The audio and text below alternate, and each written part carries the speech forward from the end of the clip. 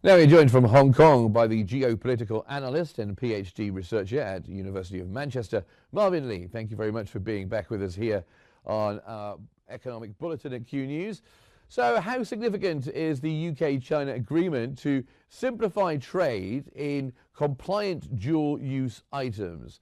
And what specific economic sectors do you think in the UK stand to benefit most from these? Assalamu alaikum. Thanks for having me again. This agreement will establish a tradable security boundary by confirming that cooperation on sensitive technology can proceed under clear compliance frameworks in order to have more industrial cooperation and restore predictability for supply chains between both UK and China. And you may ask, well, how can the British people benefit from these sectors? The first, the one's manufacturing and precision insurance. The second, the life science, for example, the medicines and AI medicines, AI machine learning regarding this topic as well. And the third one is green and new technology, new energy technology. For example, the EV cars and the solar panel energies. So like last year in 2024, the average daily CNH FX turnover in London reached the British pounds 172.7 billion pounds, and RMB clearing average 120 more than 100 billion yen daily, to show that both UK and China have more business cooperation in the long future, which is in spite of any socio-political tensions between both countries. Yeah, and Mr. Wang pledged to expand the imports from the UK and also encourage Chinese investment, as you were saying there. How might these commitments translate into tangible economic outcomes?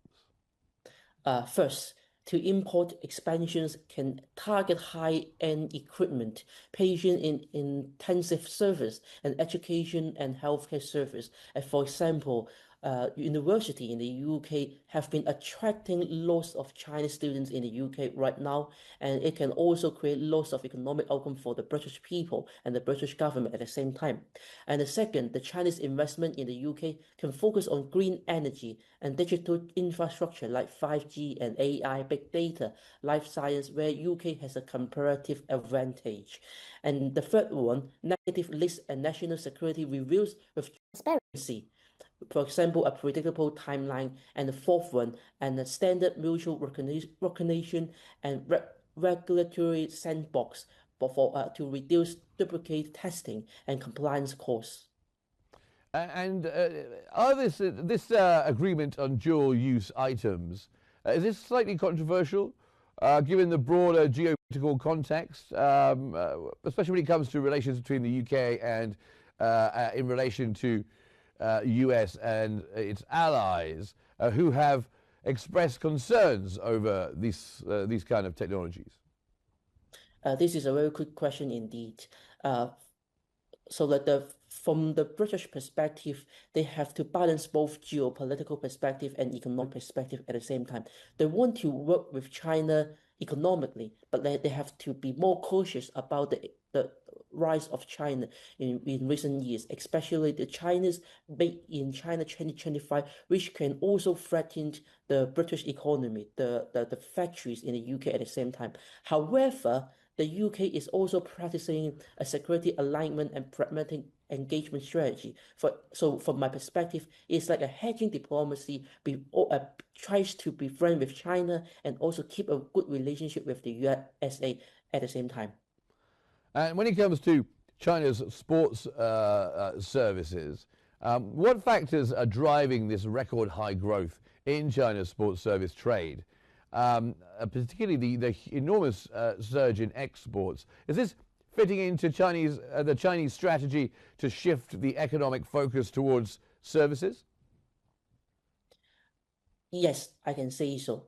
20 years ago, there was a very high-end official from China saying that if we would like to buy a Boeing or Airbus airplane, we have to manufacture 1 billion pairs of shoes in order to get one plane from France or from USA.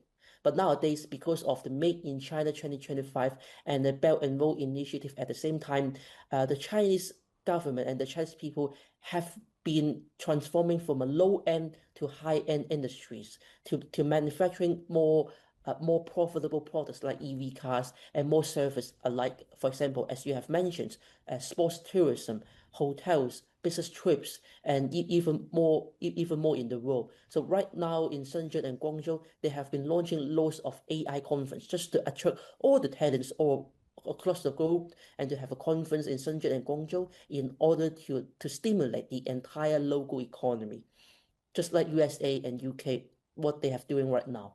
And what are the long-term implications of the rapid development in the sports sector beyond tourism, such as event sponsorship? What does this mean for China's service industry and its global competitiveness? Instead of talking about economically only, let me talk about the soft power here. Because China would like to compete with the American supremacy. So why USA has been so successful, like lots of people would like to travel USA, for example, New York and LA at the same time, is because the American has been doing a great job to promote that American soft power and the value. Uh, like the British people has been doing the same.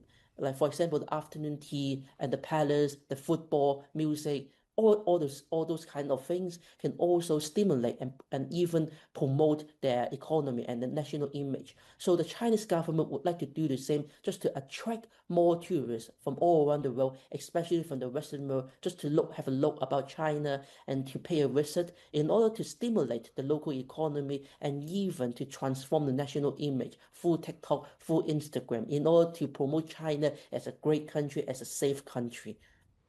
Okay, that soft power is obviously very, very important, but the fiscal strength of China, of course, is important too. What is the substantial increase in China's fiscal revenue and expenditure during the 14th five-year plan period signal about the government's capacity to support major development projects and public welfare?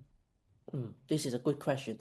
Total tax revenue over 2021 to 2025 is projected to exceed 85 trillion yen, about 13 trillion more than during the 13th FYP 5 years plan, demonstrating the government's ability to fund major projects, innovation drives, and social welfare. And the second, to target allocation, public budgets, and special bond to support infrastructure upgrades, urban renewal, and green transition, with a 2025 policy focused on stabilizing investment and boosting consumption within the Chinese territory. And the Chinese government is now pledging to break down what they call hidden barriers for private investment. What do you think the specific policy changes would be that would be most meaningful for stimulating the sector? Okay, let me give you three key reforms right now. First, a fair access to factors, normalize negative risk management, equal access to government's procurement and bidding. And the second one, financing access, credit guarantees, direct bond and equity financing, project revenue bonds. And the third one is all about legal protection, streamline unnecessary approvals, strengthen equal case ruling and IP protections. So like the role of Hong Kong has been playing a significant role here to assist China. So there has been a very new organization called the Organization of International Mediation Center in Hong Kong in order to help China to mediate and even solve all the commercial and legal dispute across the globe, across the borders. Well, thank you very much, Marvin Lee. Always great to have you on with your perspective. Joining us from Hong Kong, that was Marvin Lee, the geopolitical analyst and PhD researcher at the University of Manchester. Thank you very much indeed.